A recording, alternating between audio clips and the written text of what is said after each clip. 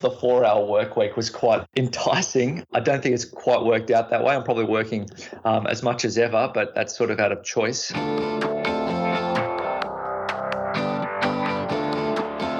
Hey, my name is Felix T, and I'm the host of Shopify Masters, a weekly podcast powered by Shopify, the easiest way to sell online, in person, and anywhere in between. Each week, we invite entrepreneurs like you to share what they've learned growing successful e-commerce businesses. In this episode, you'll learn how to use the scientific method to come up with a business idea, how to drive traffic to a pre-order page, and how to build up excitement for a new product release. Before our show, I wanted to chat about Shopify Ping. It's a free live chat app for Android or iOS devices, and it even works on iPads. Did you know that shoppers who use live chats are almost 3 times more likely to complete their purchase? With Shopify Ping, you can share products, exclusive discount codes, and help customers make purchases instantly. For more information, visit shopify.com/chat. Today, I'm joined by Stefan and Gehrig from Kong Apparel. Kong Apparel are the makers of serious high-quality bags and backpacks for serious athletes and was started in 2011 and based out of Melbourne, Australia, and did $1.5 million in sales last year. Welcome, Stefan.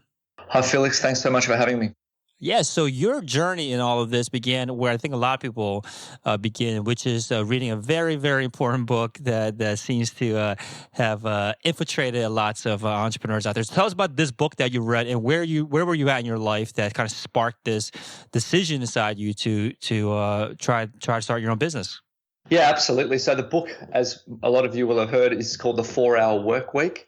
By Tim Ferriss, which I really enjoyed. I thought it was really tangible advice for starting a business. I started Kong Apparel back in 2011, so I just finished some pretty serious study. I was a research scientist, and I guess I needed a new project, and I read this book. I had just started out in CrossFit, and I thought, why not make a bag for CrossFitters? There was nothing out there that sort of met the needs of CrossFitters in terms of all the gear we were taking every day. And I thought, well, I can jump on Alibaba, make some samples, and basically see where it goes. Just play around with a little bit of a side hustle, and it was really a simple start, I guess, to the business. Yeah, so I think when people read that book, there's lots of lessons in there, and I think can be applied to not even entrepreneurs, but anyone that just wants to have a 4-hour work week. But in your example, what from that book did you resonate with the most? What about that book made you think about, or made you rather want to start a business? Well, I guess the title itself, The 4-Hour Work Week, was quite enticing. I don't think it's quite worked out that way. I'm probably working as much as ever, but that's sort of out of choice. I think what really resonated for me was the tangible advice. It was talking about how to do product sourcing, how to set up a very simple website to test the idea, and how to get the logistics running so that we can deliver to people, and then some advertising. So it's really a very much a set out structure for starting a side hustle or a business, very clear steps, whereas a lot of other books I had read before was all sort of theoretical advice that didn't tell you exactly what to do, which I really appreciated in that book.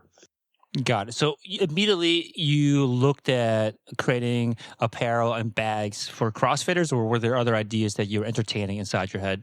Not really. It was the bags somehow stuck out, and I went straight to bags. I threw a few designs on PowerPoint of bags that I liked, how I liked them changed. I think I sourced products from 3 factories in China through Alibaba, and then iterated the best one a couple of times before going all in and placing an order. So I like this. I think you said you're a research scientist, so it sounds like you have some like a methodical approach to designing a product. So walk us through this. I think this is important because I think a lot of times when you are more of a creative type of entrepreneur, you want to kind of invent something. You sit inside. A lot of people sit in silence by themselves and just kind of do thought experiments. But you went out first, it sounded like, to see what was out there that can be improved upon. So tell us about, first of all, why did you do that, and then what was the process behind kind of getting the very first I won't say iterations, but the very first inklings of what the product will look like? Yeah, sure. So, I mean, Yeah, I was a muscle disease scientist. So the scientific method was like make a hypothesis, figure out how to test it, and then see what the results are. And that's very much the same process, I think, for developing a new product or a new business idea. You come up with the idea, you figure out how am I going to test this idea. You sort of test it, and then you see if it was successful or not. And I guess from my point of view, the first thing I did was, I've been in CrossFit and we needed some bags. So I thought, what bags do I like out there? I'm not a product designer. I can't draw at all. So I had to base my designs on what was already out there, especially at this stage, which was very early on. And so the process was I found 4 or 5 bags that I really liked different aspects of. I basically took sort of photos of those, put them in a PowerPoint presentation that was very clear and easy to understand for people whose English wasn't as good as mine. And that was the Chinese factory owners who are very skilled at making bags. And so we went back and forth a few times on some designs, and then they basically made a product. And I should say, I went onto Alibaba.com, which is a massive product sourcing place, looked for people who had made military spec, very high-end nylon bags before, and I contacted those factories. And so we sort of went back and forth with a few emails. This is the sort of bags I like to see. This is the product, the materials we want to use, and can you make me a sample before we place a bulk order? And we had some samples sent over, and they weren't particularly good at the time, and that's why we needed to iterate a few times, and that's sort of the process to getting towards the first sellable product that we had. Got it. Okay, so when you said you reached out to how many manufacturers at first? Three Okay. factories. So three factories. What were you looking at to gauge which one you would move forward with? I guess there's a few things. Responsiveness was the first one. If we want to build a long-term relationship with someone who we can trust, we need to be able to get quick responses. We need someone who's willing to take the time with a smaller or very small player, I guess you could say. We had no plans on ordering thousands of bags. The initial order was 500 units, which was already a massive stretch. So that was one thing. And then obviously quality in the samples. It's pretty hard to see the quality without actually receiving the sample. So we had the samples sent over. And then they actually had to take a few liberties with the design because of how limited my design ability was. So they used their sort of sample masters and their very skillful machinists to sort of craft my design into something that actually was looking like a designed bag rather than something where there's pockets popped on from the sides and just meshed together. Okay, so you had some ideas on changes that you wanted to make. You had some kind of base existing products that you want to work off of. So it sounds like you had some forethought into at least using these pictures and this PowerPoint put together to communicate it. Looking back on it, are there any lessons learned on how to either better communicate the change? Let's say someone wants to do the same thing as you, start off with existing products already out there and then improve upon them. Any thoughts on how any tips on how they can make sure they communicate their vision better? I think get a friend who can sketch a little bit. I mean, there's a lot of people who can do a little bit of drawing. I'm not one of them. These days I have a bag designer who works with us. But even, any friend who can actually sketch something from scratch, I think is much more communicative than a couple of photos and tacking things on. I think it would be a much better way to do it. Just get a friend to help you sketch something so that you can communicate that vision more clearly and more originally as well. I think that's sort of the key in that piece. Got it. So now you have a bunch of products in your catalog. But when you first started, can you describe your idea behind a bag? Like you said that the bags out there, they were not catered towards your demographic CrossFitters. Can you explain more about what changes you wanted to place on the existing bags to make it more fit better for athletes and CrossFitters? Yeah, absolutely. So one of the things that CrossFitters now and back then during the earlier days needed was multiple pairs of shoes for Olympic weightlifting, for running, for box jumps and rope climbs and things like that. So I wanted multiple shoe pockets. I wanted separated compartments where the shoes or the dirty clothes, towels can be separated from the clean clothes. And then I also wanted numerous accessory pockets because we have wrist wraps, knee sleeves, tape, all sorts of different accessories that at the time were just getting thrown into a major pocket in a duffel. And I think there's plenty of bags that probably fulfill that now, but back 9 years ago or so, the only sort of gym or sports bags available were your big brands, Nike, Adidas, maybe Under Armour as well, which was sort of just a carry-all duffel where everything got thrown in the middle. There was not much separation in there. And so I think that's sort of what I wanted. And the other part of that as well was fortuitously CrossFit started off as a bit of a counterculture. So the idea wasn't to buy from the big brands. People weren't going to the CrossFit gyms because they were similar to Globo gyms. They were small businesses, so they were really supportive of that as well. So I guess I saw that as an opportunity.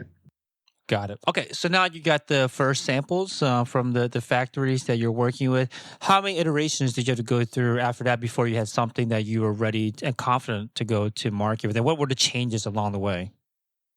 I wouldn't say. I think it was 3 iterations from the one factory before I took something to market or before I photographed it and had it ready. Looking back, I probably wasn't particularly confident at the time either. I certainly didn't. I think one of the other parts, I should say, of the 4-hour work week which was highly discussed, was bring it to market and market test it as quickly as possible. You're never going to get to a perfect product. It's much better to have a product that's good enough to launch so you can learn all these other parts of running a business and iterate the product from there. So I certainly wasn't confident, and looking back, it was a really poor quality bag in terms of the materials. I think the design was actually pretty good, but so some of the changes I made was the material changes, a few pocket structures. It was really superficial things just to make it a bit more functional, a bit more aesthetically pleasing, and then I set up, with the help of a friend, a one-page website which had some product photography and a pre-order now button just to sort of market test it before we ordered the first batch. Got it. Okay, so let's talk about this. So you mentioned the scientific method, the 4-hour work week, both taught you to start testing your hypothesis, to market test it. You put up a page with a pre-order button. Did you have photos of like the finished product, or at least the version that you would send to a production run at that time? That's right. Yeah, I had I guess what I would call a pre-production sample. So that's the sample that is what the factory is going to base the entire production on. And I had another friend who did a bit of photography and had a studio. So I asked her to take some photos. So we had 5 or 6 photos of the bag in various stages of packing and things like that. And we threw those up. And yeah, that was what the customers were going to get. We wrote a bit of copy about CrossFit and elite bags and the function and the toughness, and jumped in the deep end, I guess you could say. Mm-hmm. How much were the pre-orders? How much were you charging at that time? It was $89.95 at the time. I'm pretty sure that was the price. Yeah, it's gone up a fair bit from there, and they were cotton canvas actually. They weren't the same materials we're using now, and so. Yeah. And how many? Do you remember how many you sold at that point? By the time you realized, like, okay, this test has passed. Let's move on to the next stage and get a production run. I don't remember exactly. It must have been around 50 or 80. I remember putting up the site and then driving a little bit of traffic to it, which we can sort of talk about as well. And I remember, I think it was I got 2 pre-orders on the first day, maybe 3, and I was pretty excited by that considering that they weren't friends or anyone that I knew. So I think I probably jumped and made that first order of 500 a little earlier than I should have, with only maybe 50 pre-orders or so. But it was fairly clear that people were purchasing. So I guess I was a bit naive and just went for it. Yeah, definitely want to talk about how to get traffic to your pre-order page in a second. But can you talk a little bit more about the language? I think when someone thinks about putting up a pre-order page, there's some kind of anxiety around selling something, getting people to pay for something that doesn't exist exactly yet. So how did you kind of message that to your prospective customers when they land on this page? It was for pre-order. How did you do the copy in a way where you actually would get pre-orders, but then also make sure that they knew that it was pre-orders, the product does not exist yet? How did you do that? It was a WordPress site, one pager that was built by a friend, and so I guess what we had was we had a carousel of photos, which I think's not so much liked anymore. It's a single banner, but we had a carousel of maybe 4 or 5 photos of the bag, showing different parts of it, and then we wrote. I think the copy itself was something along the lines of pre-order now to be one of the first to get King Kong duffel. Delivery, I think it was delivery in 8 to 10 weeks, pre-order here. So it wasn't particularly advanced or fancy copy. It was very much matter of fact, which was, I guess, the scientific way for me at that stage.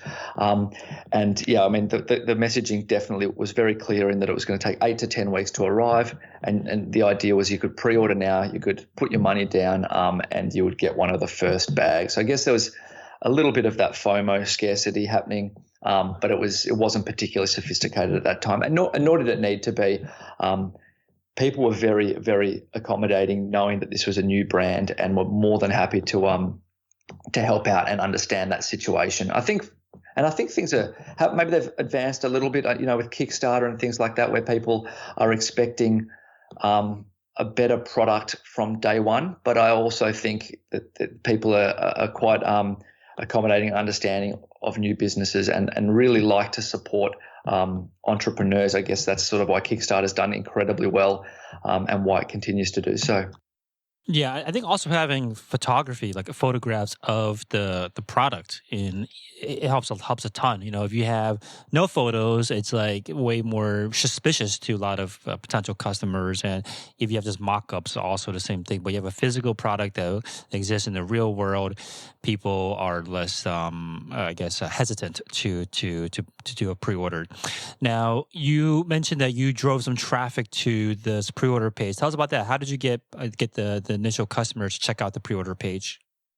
It was all initially Facebook ads. They were incredibly cheap to run 9 years ago. In hindsight, probably should have run a lot more. But that was the way. We had one of the photos in the ads, and it said, I think it said CrossFit Gym duffel, or it said world's toughest duffel, or something along those lines. Sent a little bit of traffic there. It was really just to see what our conversion rate was looking like and whether or not people would buy. It was very much a small test. I think we only spent $20 or $30 at the time to send some traffic there. And at that stage, I don't know the exact numbers, but I think it was something like 12 or 15 cents per click or per visitor. It was really quite low.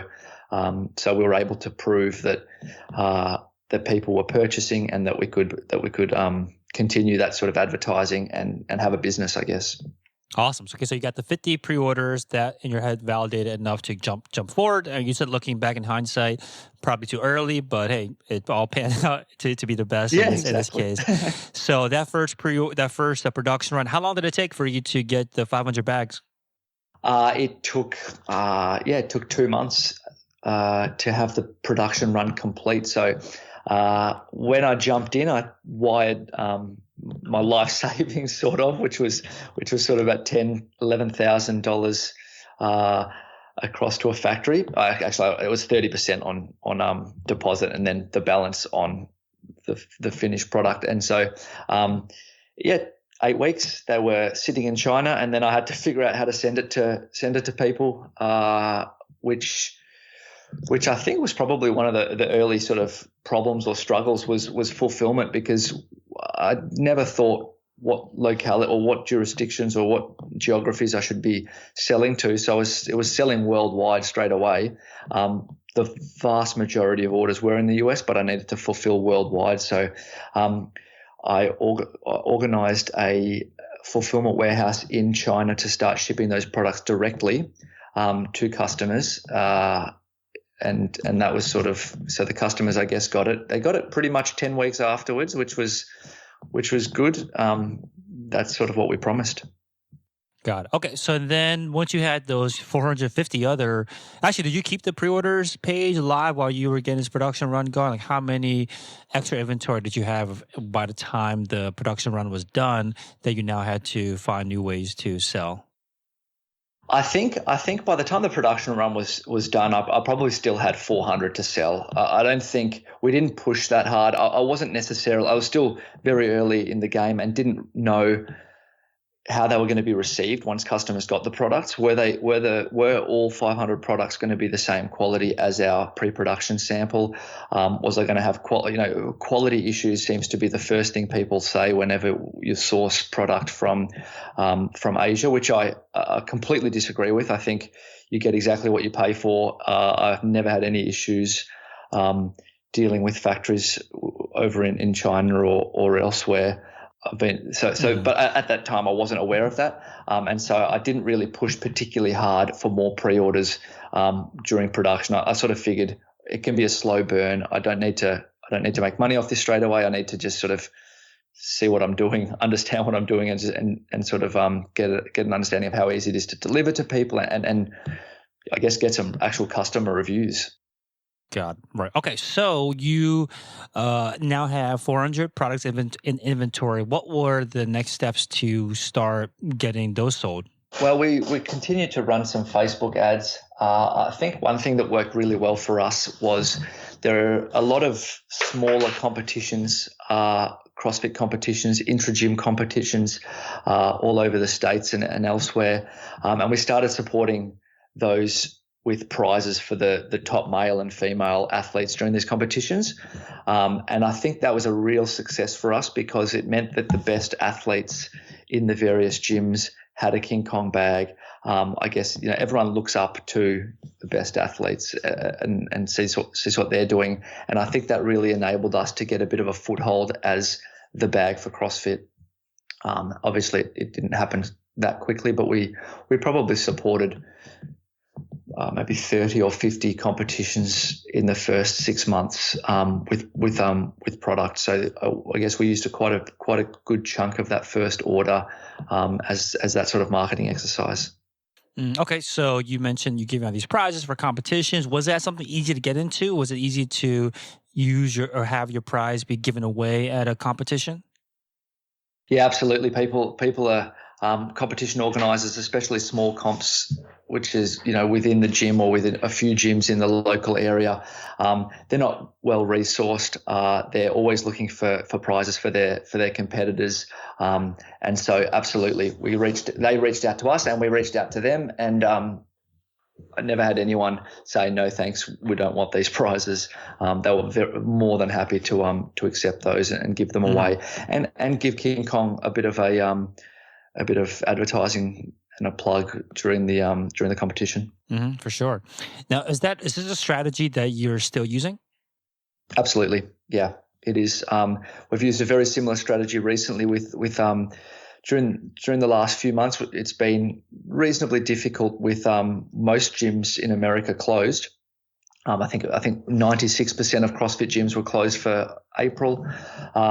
And so one of the things we've been doing during this time is providing bags as prizes for gyms to use for their online workouts. So a lot of them are using Facebook, Zoom, some of these online platforms to run their classes. And so we've given a lot of bags away as prizes for the most engaged member or the most positive member or whatever they sort of want to use it for, but still providing prizes and letting us be part of the community still in that way.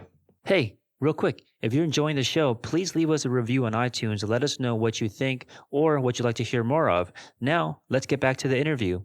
Yeah. So when you're starting out, when you have a lower marketing budget, or even today when you have so many things going on, how do you measure success of these strategies so that you know that it's worthwhile to reinvest again in giving prizes away at one competition or maybe another competition you've done in the past doesn't seem to actually pan out to any sales? How do you measure that? And how do you measure it if you do?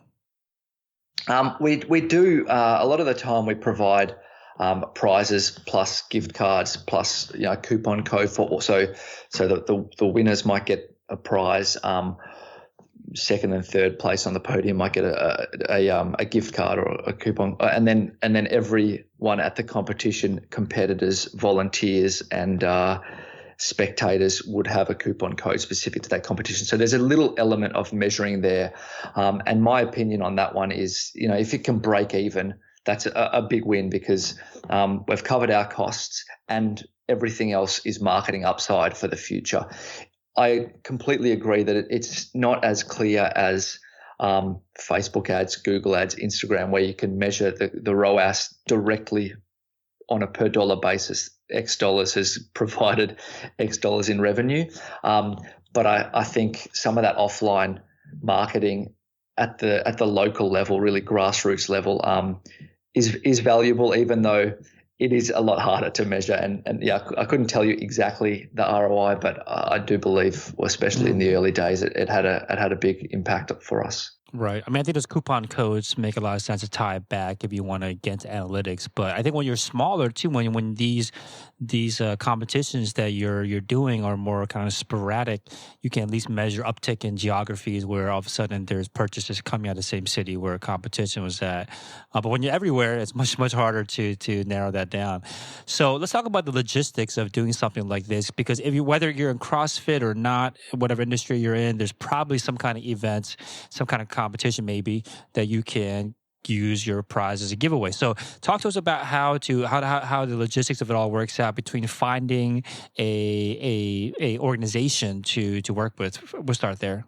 Well, from my point of view, it was there's events all over the place. You can plug in. Yeah, most demographics have groups on Facebook that you can be a part of, that lets you understand what's going on in that group. So yeah, in CrossFit, for example, there's like competition pages on Facebook that you can be part of, and so you can figure out who's doing competitions, reach out to them via their gym website or whatever has their contact details, and so you just introduce yourself.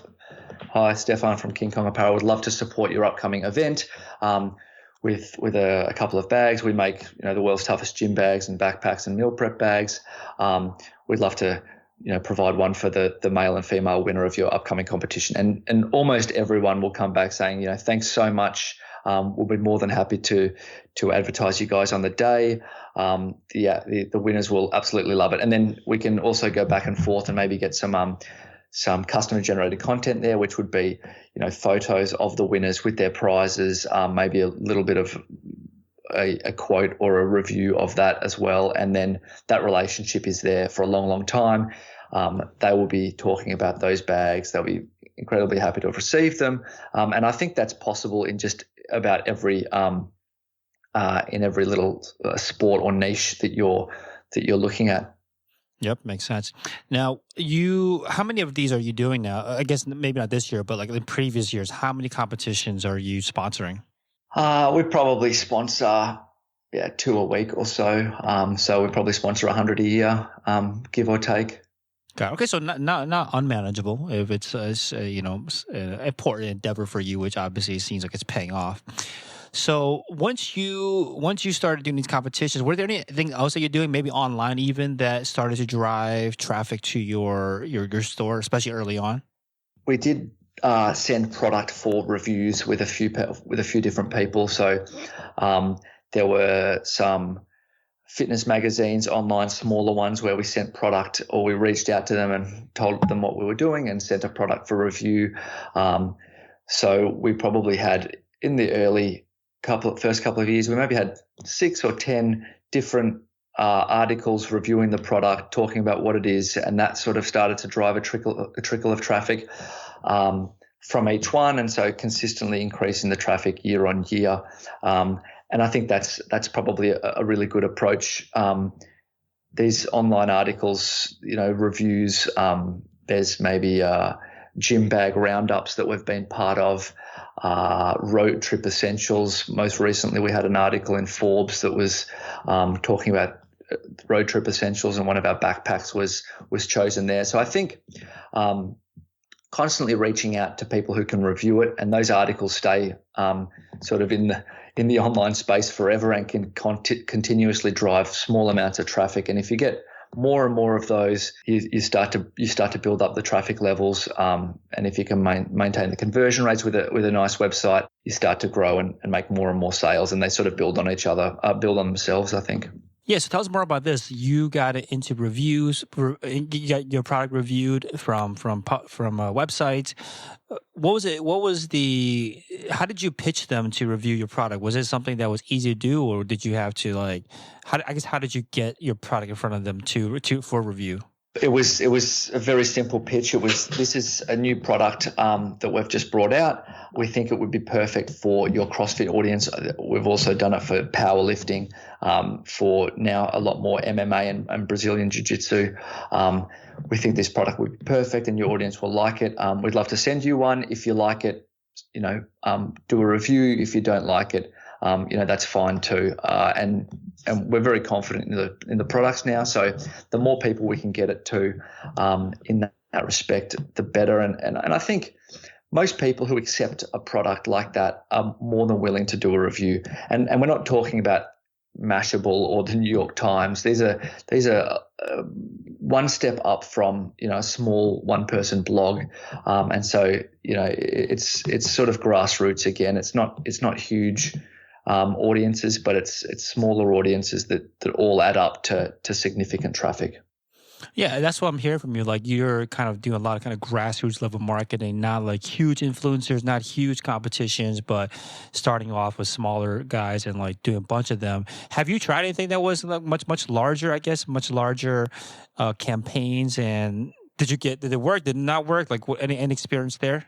Yeah, it's taken us a long time to do some larger things. I mean, most of it's budget related, as you can probably imagine. We've got a very small team here. One of the fun stories was as we started off in CrossFit, but we've been expanding into other functional fitness demographics, powerlifting, strongman, MMA, as I sort of mentioned. And we thought one of the perfect ambassadors for us would be Thor Bjornsson, also known as Thor, who was on Game of Thrones as the enormous guy. I can't remember the mountain on Game of Thrones. Yeah, I think he's about 6'6". He weighs close to 400 pounds. And so he's well known in that space, but he's actually also won the World's Strongest Man competition and the Arnold Classic on numerous occasions in the strongman division. So we thought, what better person to advertise or to be the face of the world's toughest bags or the world's strongest bags or the world's strongest man. So we reached out to him via email and just sort of asked if he had a bag sponsor and if he would like to sort of discuss it. And 4 years and 2 weeks later, we received an email response saying, yes, I'd like to talk about it. So I think that sort of teaches a few lessons. I think it's the power of staying in the game. Half the battle is staying alive for long enough to take advantage of opportunities. And so 4 years and 2 weeks later, we got back to him. We had a bit of a discussion about how this setup would look, and we got him on board as a brand ambassador. We did a photo shoot. We've been advertising specific bags.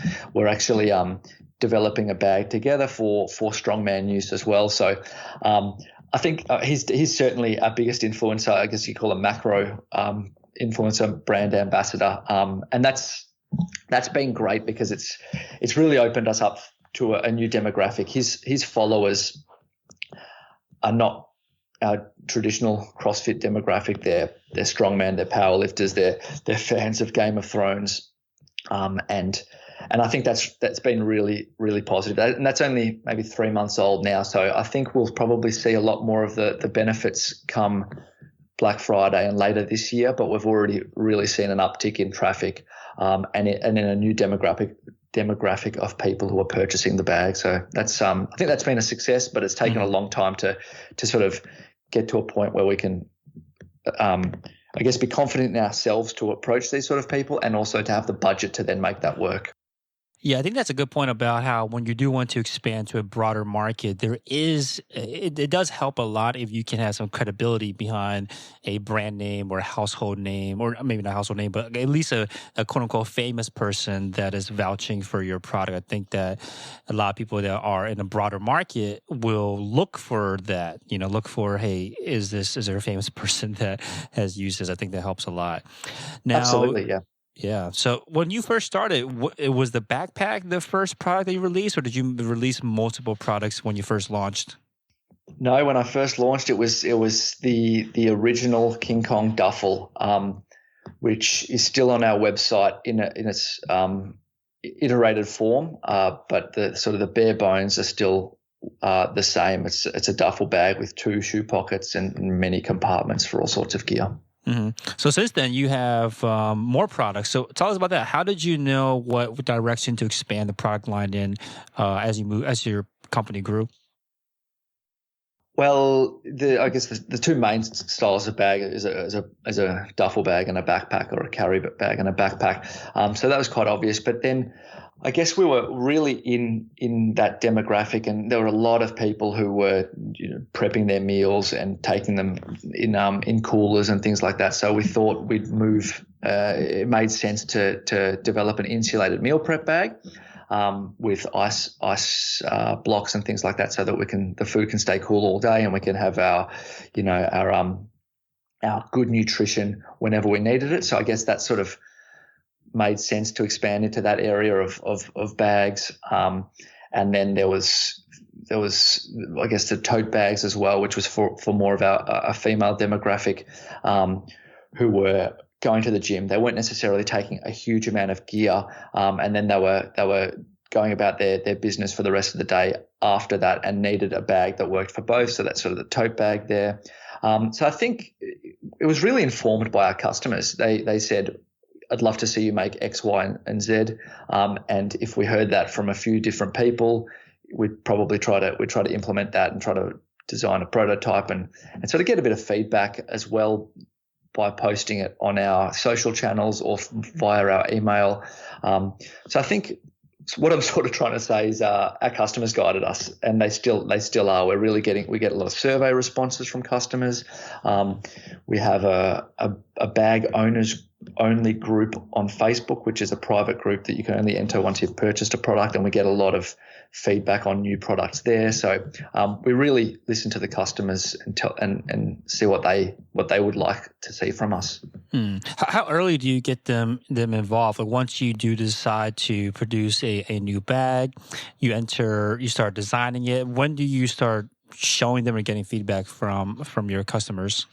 Our really sort of our VIPs, or the customers who really engage strongly, as soon as we've got a sketch, like I said, I have a bag designer who's really skillful, and she sketches out products, maybe 3 or 4 versions of sort of the functionality and the aesthetics that we're looking for, and directly from there, on the same day that it's been sketched out, we've sent it to customers and asked for or got feedback.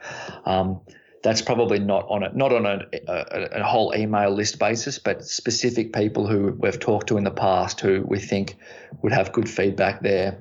So very, very quickly, as soon as possible. And I really think customers love that. They love to be involved from day one. They love to see that the product iterate and build, and potentially even have some of their thoughts and feedback go into that, or at least explain why maybe that wasn't appropriate for this bag, and really being engaged in the process there. That's sort of where small businesses can stand apart from your Nikes and your Adidases. Got it. Now, you mentioned when you do have a new product that you want to launch, you told us that one thing you used to do was to launch immediately, but nowadays you like to build some excitement and teasing a slow release to generate buzz around the new products. And yeah, nowadays you hold off on pushing it out right away, spend time explaining the product and its improvements to your subscribers and those closest to the company to build up this hype, this excitement. So tell us more about that. Like, how do you explain the timeline that when you have a product that is ready to go, or maybe when it's being developed, how are you building up excitement? Yeah, absolutely. So as you sort of mentioned, in the early days, we took a lot of pre-orders, and a lot of that was for cash flow because we had to pay for the production run. But now that we have a little bit more run rate and a bit more budget to sort of take our time, what we would do is we'd obviously develop the product. Let's say the product is ready to go and we have a production run underway, we would probably spend 2 to 3 weeks building up a little bit of buzz, and that's across social media, so across our Facebook and Instagram audiences, and across our email list. And so we'd, maybe provide a few very close-ups of the bag, some key features, and then maybe a product image that shows the bag and what it's going to look like, and then we go into the color ranges and we sort of talk about we have an early access list, so it lets people sign up so that they can get access to the product 2 or 3 days before the general release. So the most excited people and the people who most want to get their hands on this product won't miss out, because we've sold out of some releases in the past, and so that sort of scarcity and the build up and the VIP access, I guess it sort of all builds that excitement, and then we have the general release 3 or 4 days after. So I guess the whole process is probably about a month long, where we have some build up, we have some early release and some product photography, and then the general release where it's available for everyone. Got it. Makes sense. So you mentioned that you have like a VIP list of like the kind of biggest customers of yours. What has helped you? I mean, other than having great products, I think that's like, a requirement, but what else have you done to help encourage repeat purchases? What do you think has worked well to get people to come back and buy new products or buy more of the same products from you? Yeah, I think that's a really hard one for us in comparison to some other stores, because it's a high value product. It's a bag. You don't necessarily need a new bag all the time. And I think one of the main things that's helped us is having a broad range. So, backpacks, duffels, meal prep, totes, luggage. So we can sort of fulfill that whole carry spectrum if someone likes the product. And you're right. I mean, having an amazing product is absolutely essential, because if they like it and they need a new bag, they're coming straight back to us. I think something that's worked really well is the use of, and we can get into it a little bit later, but we use Klaviyo, and there's a lot of email flows, and so we can do some segmentation based on the product they've purchased, and then we explain all our other products to this customer. So let's say the customer has bought one of our original duffels. The emails, the customer will go into a segment that gets information about our backpacks, how our backpacks fit into the range, what they're about, the meal prep bags, insulated meal prep, maybe some recipes, so they get some supplementary value there as well, and then talking about our luggage and how that might work on when we used to be able to travel. And so I think some of those flows and really explaining to the customer the other products we have has improved our multiple purchases, but it's still a difficult one in that space of bags, I think. Makes sense. So, Leah, let's talk a bit about the website. So I'm assuming you've gone through redesigns of this website over the last decade or so. Can you talk a little bit about any changes that you've made or any experiments you've run on the website that has led to more sales or better conversion rates? Yeah, absolutely. We've had many iterations. We started with WordPress WooCommerce in the early days. And about, I would say 4 years ago, we moved to Shopify, which is the best thing we ever did. It's so easy and reliable And so, but since then, we've still gone through three or so iterations as our product range increases. We've needed to make it easier to navigate, things like that. In terms of real wins, I think one of the ones we've put on recently is a great win, which is an upsell we've done based on meta tags on the product. So we get to choose which products fit well with which other products. So, for example, if you go to the website, I'll do it quickly now, and you click and you're on a backpack product and you press add to cart, a cross sell comes up that says, would you like a rain cover with this at X discount? And so that makes perfect sense with a backpack. If you're living in a wet environment, you'll have a rain cover and various other cross sells that really make sense. And that's really helped us push up the average order value. And that's quite a recent thing. So I'm sure there's a lot of other ones that we've done in the past. That's worked quite well. Just actually one more without wanting to go on for too long. But us making stop motion videos, which have been reasonably easy to do. I've got a really skillful graphic designer and marketer. But making those really help to explain the product and bring it to the person. It's a three-dimensional stop motion video. You get a lot of information about products. And I think there's tutorials on YouTube that anyone can do, and that really helps give sort of the feel for the product online. This is like the product page where you can see stop motion? All on the product page. If you scroll down through the images, then we've got a couple of stop motions. We've got a 360-degree view of the bag, and then we've got a packing video that shows how much it packs. So, for a high-value product, you can't give a customer too much information. I think they just can keep scrolling down the page and get more and more. So the higher value the product, the more information you should have for the customer. Makes sense. Now, you mentioned app already, but what other apps have you used to help power the website, help power the business? Yeah, we love Klaviyo as an email marketing tool. With I think the tightness of the integration with Shopify, the amount of information that we can pull through and segment customers based on. I think if you run a store, you have to have Klaviyo. One we've used reasonably recently as well is called Privy, which is it's a way of capturing more email addresses and also SMS as well. So it's a pop-up manager that has a lot of customization tools there. It plays nicely with Klaviyo as well, so the email addresses come through. We've recently started using the spin to win with Privy, which I've been very, very reluctant to use from sort of a balance between email capture and branding, and I'm not sure which way that went. But we've really customized that so it works perfectly with our branding, and the email capture rates are second to none there. We're looking at maybe, I think we're close to 15% capture rate of people who see that spin to win pop-up. So it's a no-brainer. We really have to do that. We use Gorgeous as our customer service tool, which really plays nice and pulls all the customer information in from Shopify and from our Amazon store. And one we've been playing with recently is called Locksmith, which allows you to put locks on certain parts of the website. So, for example, if you've got a new product, this sort of talking about the hype again, the early access people can get a code or a specific link, and that lets them get to a new product that's not available to everyone else, that's locked out for everyone who's not either a member or has special access. And so that is one we've been playing with recently as well. That's I think got some interesting opportunities there. Awesome. Yeah, so a good deal of experimentation going on your website. So it's at kingkongapparel.com. And I'll leave you with this last question. What's been the biggest lesson that you've learned in the past year that has led to changes or planned changes in the business? I think